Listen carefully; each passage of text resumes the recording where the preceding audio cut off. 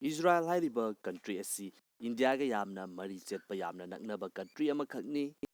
India amasung Israel hairiba country ani asi hiram khudingmakta adumak mateng pangnaduna ngasi phawba lakli.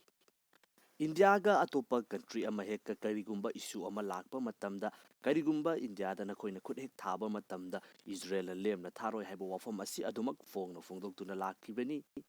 Adubu Israel hairiba country asi ihan hana form tauba matamda matam phana kuiba fauba Indiana Israel asi country amani haiduna recognize taukhide.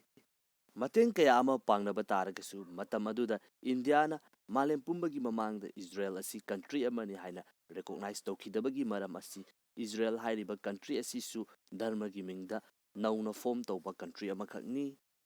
Matam aduda India dagisu Pakistan asi partition tawduna tonganba country ama form tawki aduga Pakistan form tawriba asi religion dharmagi mingda anoba country ama oina form tawkibani. Asumna dharmagi mingda anoba country ama semkiba asida Indiana yakhide maram aduna karigumba Pakistan da yadraga Israel bu support tawba taragadi malemgi atopa lairiba country amasung organization singdagi India da lakadaba pressure amasung India gi oiba lairiba status aduda mingsat aduda lakadaba asoiba aduna maram oiduna recognize tawkhidabani.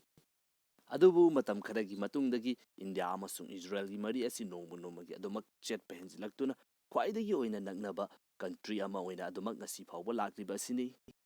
India Pakistan gi Kargil war da su Israel na India gi damakta aduki matik chawba mateng pangki aduga hauji hauji su India da lairiba military gi kusukulai kaya ama leppa leitana Israel na mateng pangli. Aduga khwaidagi latest oibada hauji India gi khungang chamaga yankai village of excellence Israel gi mateng lauduna oihangadawri.